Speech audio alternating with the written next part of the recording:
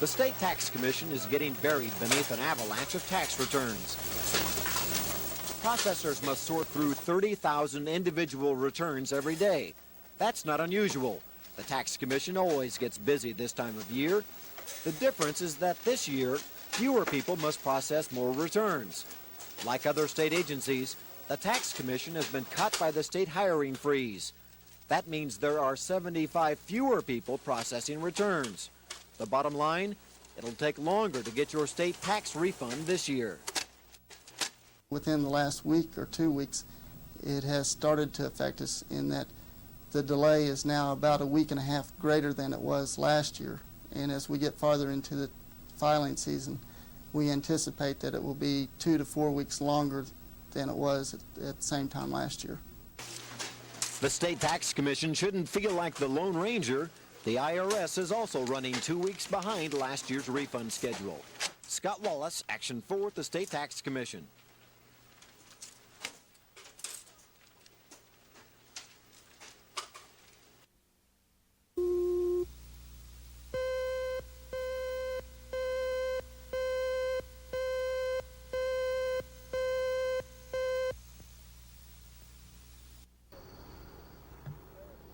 Not far from downtown Oklahoma City in the North Canadian River, a bone was discovered in only 4 inches of water.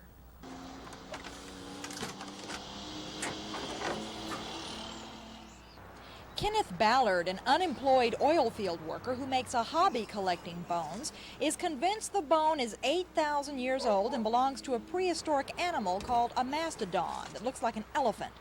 The bone is big and it's heavy, and Ballard wants the Stovall Museum at the University of Oklahoma to take a look at it and confirm that it's prehistoric. He knew when he found it, it was no ordinary bone.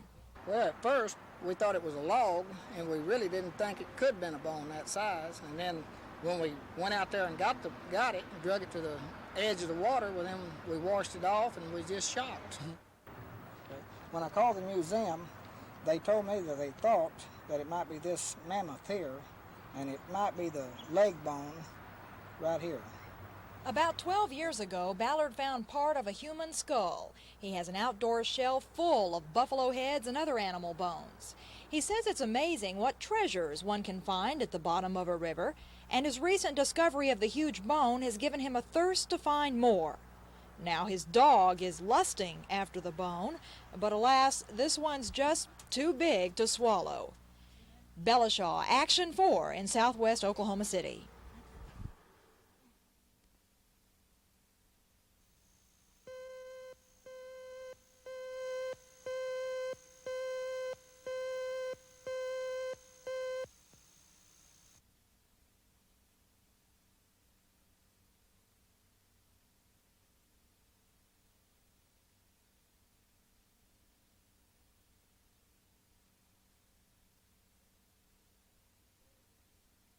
And before we can bite a bullet, there has to be some consensus that there is a bullet to be bitten.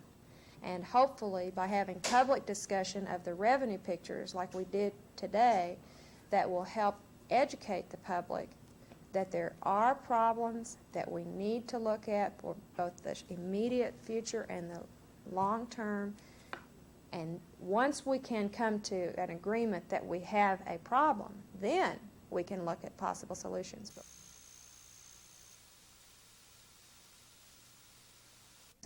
Think that there's a solution by coming over to the general revenue.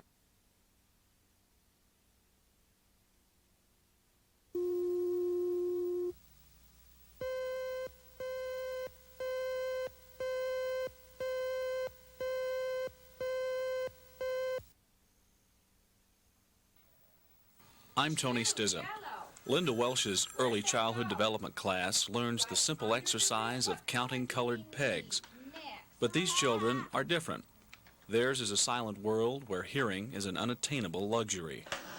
4 green. Thank you, Billy. Next, what color?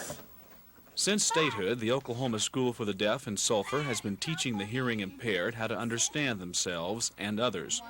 Now the state-operated school must understand another problem, the ever-tightening budget at the Department of Human Services. By the end of June, 23 employees, Many of them teachers will lose their jobs. Superintendent Ralph White blames the losses on dwindling enrollment and the necessity of trimming the fat wherever possible. Because of fewer students, the school found itself overstaffed. Now it faces the grim consequence. There's always the human element involved, and I really feel bad about it. But this is the severe economic, and we have to deal with it the best we can. A break from classes was reason enough for an outdoor celebration today, but administrators here won't have much to be happy about if the DHS budget takes another dip. In better days, the school might have been able to avoid the job cuts and hope that enrollment, which has been on a 10-year decline, might improve. Now there is the possibility of more layoffs and closing the school's dormitory facilities on weekends. It seems that unless a minor miracle restores the DHS budget, hard times will become the sign of the times at the School for the Deaf. Tony Stizza, Action 4, Sulphur.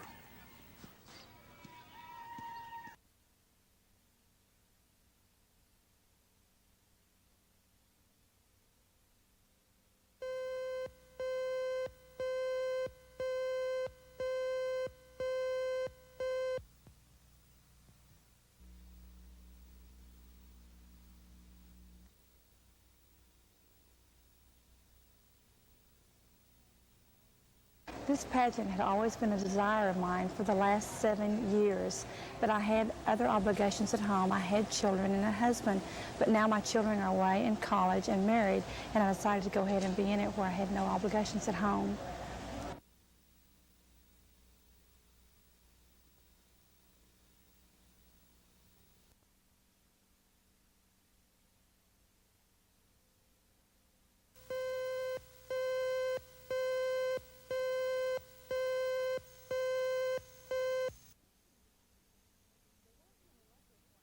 The Western Electric plant in Oklahoma City laid off 150 employees 2 years ago. A slowdown in the demand for Western Electric products resulted in the cutback. Since that time, the company has been paying out unemployment. But now demand for its product is up, and the 150 people will have their jobs back in a few weeks.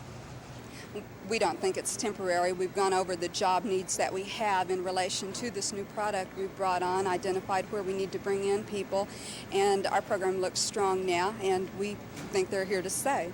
50 of the recalled workers started back to work today. This means Western Electric will be back to its full strength of 4,400 people at a time when many companies are still laying off. Only an economic genius could say whether the employee recall signals an upsurge in Oklahoma's economy. Economic predictions to the wayside, these people are just happy to have their jobs back. Bella Shaw, Action 4 in southwest Oklahoma City.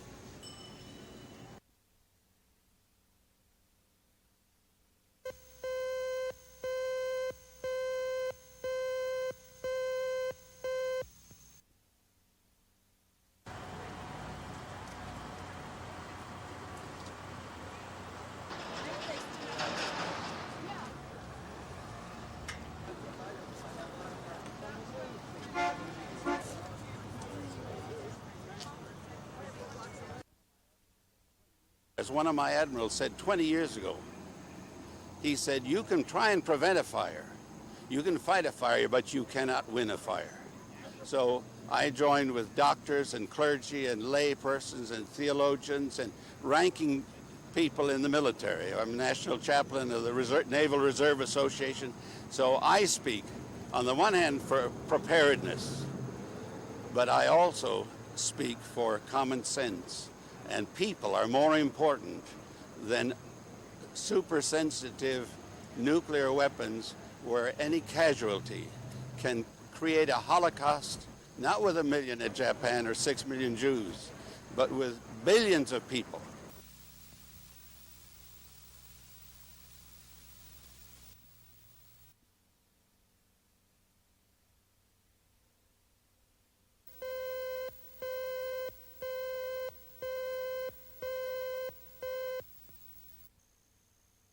That the chief executive should have that authority, and they say, well, put it in writing, and so we're preparing a proposal to them in writing. Here's I keep trying to, I hate to tell everybody constantly the word, trying to correct it. Let me just say that, well, I'm very hopeful that everyone realizes that the main effort here was to save jobs that are needed in that department. An estimate would be made that to save the same amount of money, you might have to let off as many as 1,000 employees. And that is certainly not our goal. And so, my personal opinion, I still support Senator Bellmon's effort. I think he's doing a great job. I think the vote yesterday was wrong.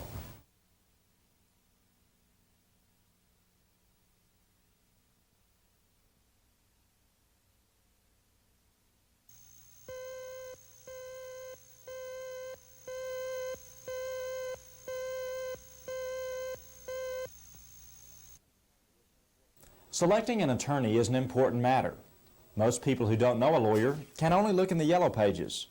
But there's really not too much information in here. All you see is row after row of names with a few small ads in between. But that's going to be changing. Where did you learn to drive, you knucklehead? Boy, I'd have knocked your block off. Freeze frame! Through the beauty of television, I just avoided a knuckle sandwich. Hi, I'm attorney Ken Herr, and I'm on your side. Ken Herr is the attorney on PM Magazine. Herr became famous by advertising on television in Wisconsin. Herr's PM appearances, like this one, are as offbeat as his commercials. In one ad, Herr sat on a street corner playing the guitar off-key.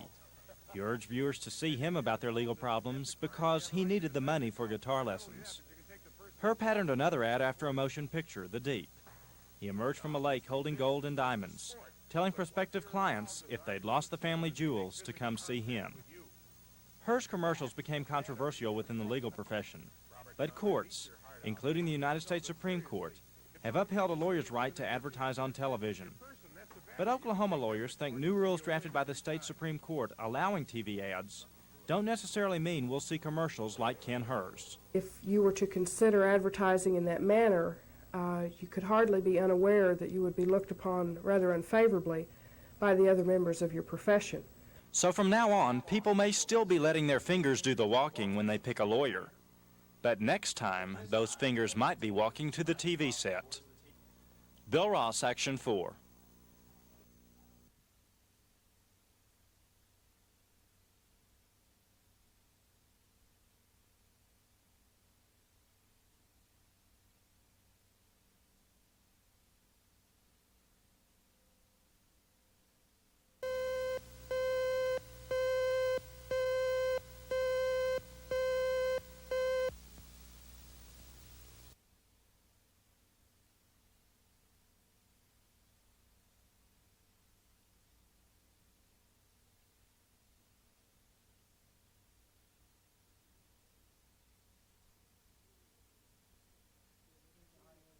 Well, it is new in the respect that it's now showing up. It really hasn't shown up before, you know, and the changes just percentage-wise in the number of cocaine users that we're seeing in treatment has increased.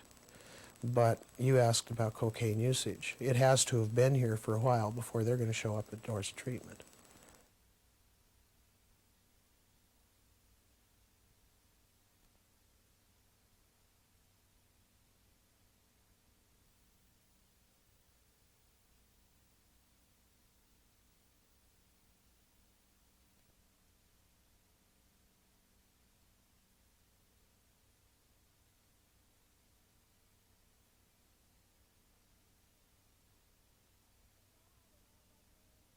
Thank God and all of our fans, these fans help so much. They just don't know what they mean to us.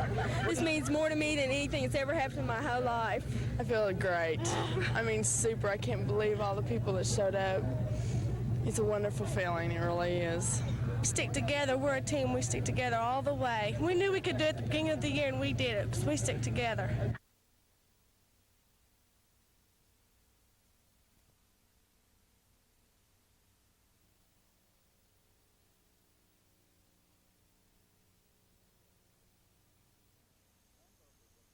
Using our dollars. Ann Burford was in Oklahoma City last January. Burford was head of the Environmental Protection Agency at that time. But 6 weeks later, After much criticism of Burford and the agency, she resigned under pressure. Today, Oklahoma Congressman Mike Synar said it's premature to give the entire EPA a black eye. But Synar's subcommittee on the environment is going to continue investigating actions taken by Burford, Rita Lavelle, Jim Sanderson, and John Todhunter. Synar has been critical of EPA's enforcement of the nation's environmental protection laws, and he especially wants to examine the way the money's been handled. I don't think there's any question that a better bookkeeping system and financial management system is going to be necessary. Because of the $180 million expended by Superfund last year, $54 million or 30% of those allocations were made without adequate documentation. That concerns our subcommittee. It should concern all Americans concerning whether or not their taxpayers' dollars are being spent efficiently. And I think that we will definitely be recommending some financial changes, and particularly on the bookkeeping of Superfund. Synar said it's up to President Reagan to restore confidence in EPA by appointing a qualified administrator and by making sure the agency has adequate staffing and funding. Bill Ross, Action 4.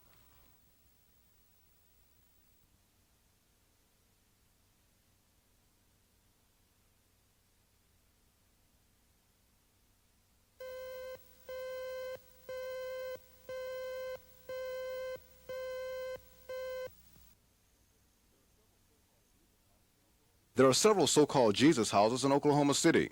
These places provide food, clothing, and shelter for those in need.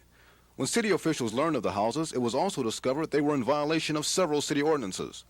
The Jesus houses not only need special operating permits, but would also have to make building improvements.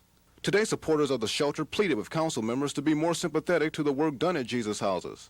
One supporter charged the shelters are always a target of harassment. However, the council felt there were problems at the Jesus house that need attention. It does seem strange that Jesus House is always the one that has the derelicts, always the one that's accused of having all the problems, when there are well-known places here that have been dealing with these people for years and still are, and yet I don't see them being harassed. Whoever operates these houses, that they need to have enough discipline to exert upon the few that are causing a lot of trouble. And I've by there, and there was, they're just doing some things they shouldn't do. I don't appreciate, grown men coming out there and urinating on the sidewalk. Council members say they are willing to work with Jesus houses to bring the facilities into compliance. But officials promise unless they are satisfied with how the shelters operate, Jesus houses will be put out of business. Ed Stewart, Action 4.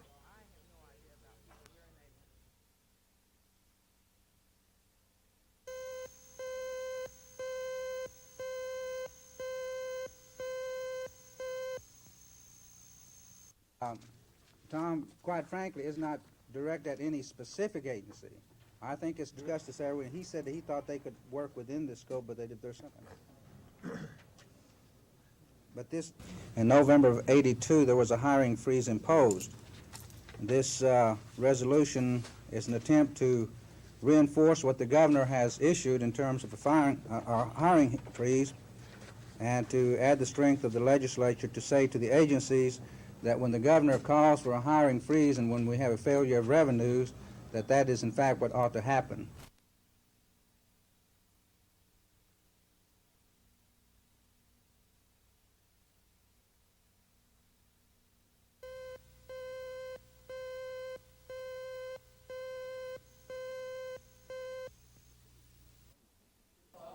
The city's current money crunch is changing how the Oklahoma City Municipal Courthouse operates.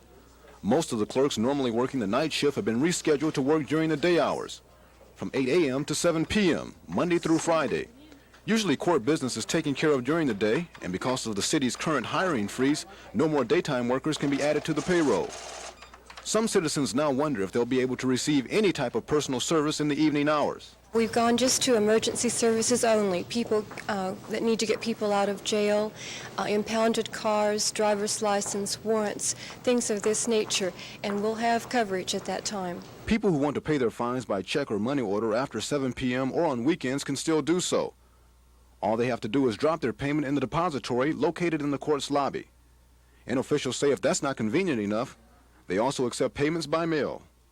Ed Stewart, Action 4, the City Courthouse.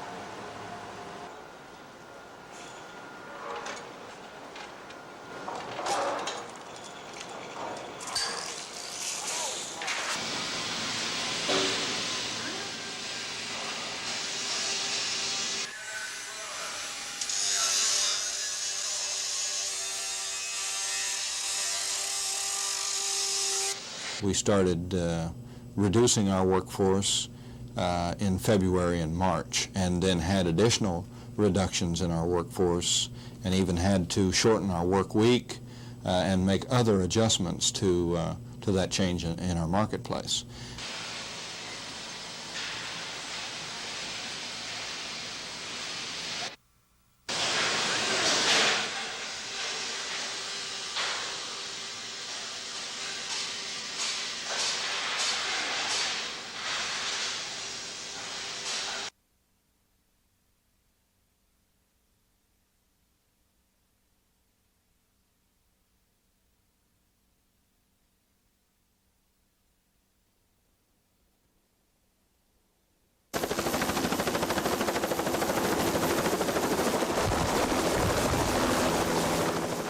Mediflight will be spending less time in the air and more time on the ground now, thanks to department cutbacks. The service has lost a third of its staff, as well as partial use of one of its 2 helicopters. Air crews still on the job are having to conserve chopper time. They're literally waiting in line with calls. As one crew unloads a patient, another is standing by to take the air ambulance for a second transport. Used to be, Mediflight could respond to 2 calls at once, thanks to 2 full-time helicopters. But that's becoming a thing of the past, which means patients are having to wait longer for service. In some cases, that could mean the difference between life and death. We consider ourselves a critical care transport service, meaning that those patients we transport are, for the most part, in a life and death situation. What's left to them alternately is ground transport. When the distance is great and the staff is not of the specialty that our staff is, it could mean the difference between life and death for some people. If there can be a good side to hard times, the director of Mediflight says she's sure there'll be no more cuts, and the quality of the service will stay as high as its choppers in the sky. Sherry Sellers, Action 4.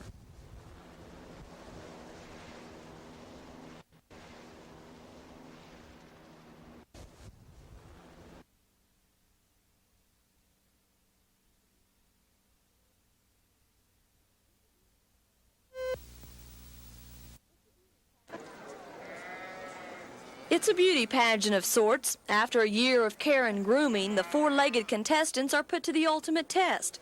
Just how pretty are they? Each of the 7,000 entrants at the show is screened by a judge. The proper weight, height, and muscle tone determine a real beauty. But each of the prize-winning animals is destined for the same place, the slaughterhouse. Hardly seems fair if you're a winner, but all of the award-winning animals at the livestock show are sold for slaughter, not breeding. Despite the dismal future for the animals, they are the prized possession of their young owners. Trying to get my lamb to look the best and make sure I have my eye on the judge at all times so he won't sneak up on me and maybe catch my lamb at a bad time. Trying to make him, maybe make the judge look at him, notice him, you know. When you out there and you win grand champion, it's all worth it. A top prize-winning animal can sell for almost 100% more than the market price. The competition continues through Tuesday. Debbie Mash, Action 4 at the Junior Livestock Show.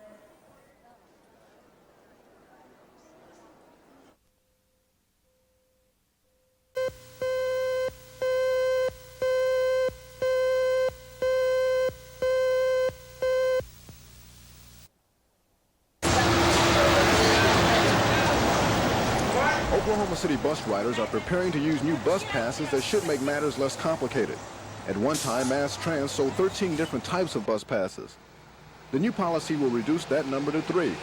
Riders will be charged $22.50 for a monthly pass that has unlimited use on the bus system.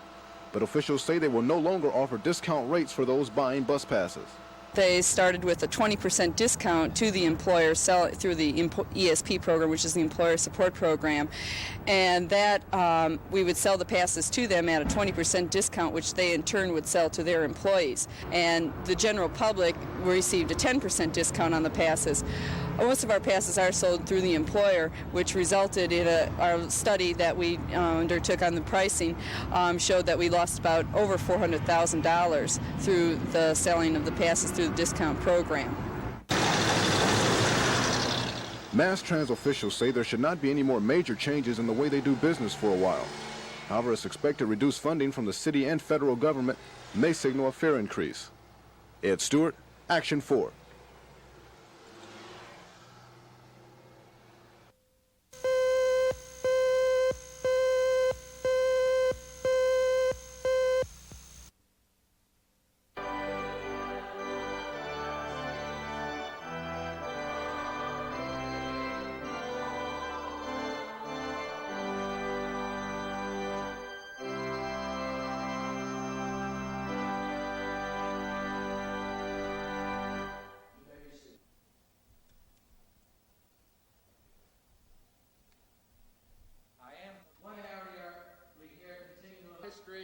in what has been described as the Enlightenment, in which there was a sterilized lobotomy formed on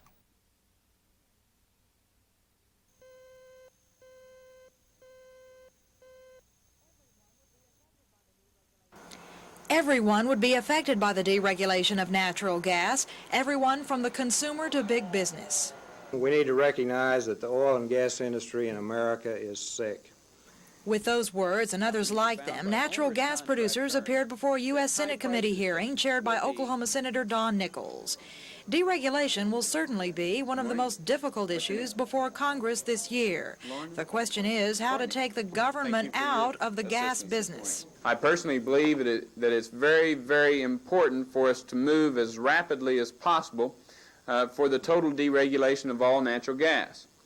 And under the present Natural Gas Policy Act, we find that we have really kind of a maze or a quagmire of rules and regulations that has, under present law, 28 different price categories for the same product, natural gas.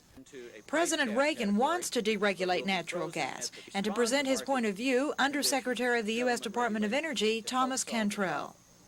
What we need is a rational approach to move us from the present market-regulated situation to a free market discipline. That is the principles of the administration's proposal. The oil producers at the hearing favored deregulation, but they want to be assured they would have adequate supplies of gas at a reasonable price. Should the legislation pass, it will not guarantee lower gas bills for consumers next winter, but it will guarantee less government interference, something the gas industry has been complaining about for some time. Bella Shaw, Action 4 at the Lincoln Plaza.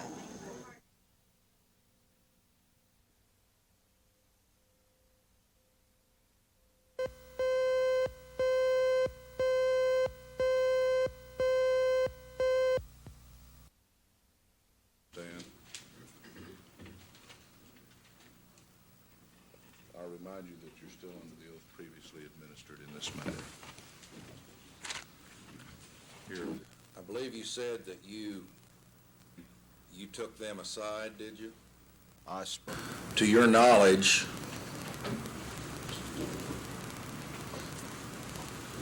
were any prints of Timothy Rist, Michael Harmon, or Bobby Joe Standridge found by any prints taken on or in any vehicles at the location of Sharp's Cleaners or on the plastic cup at the Little River location? No, sir, to my knowledge, there was no match on any comparisons.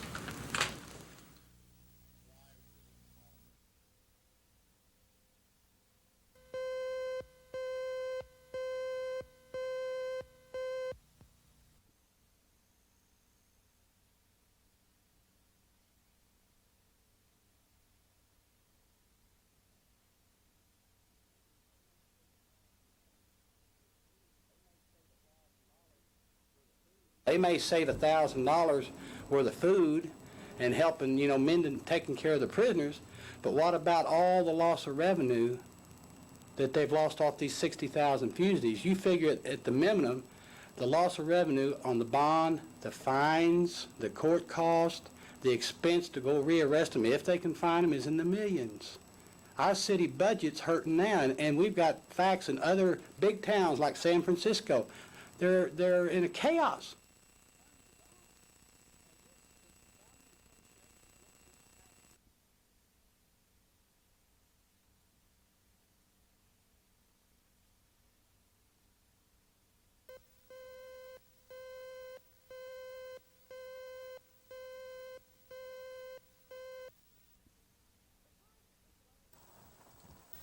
The price of this land in the Panhandle just went up.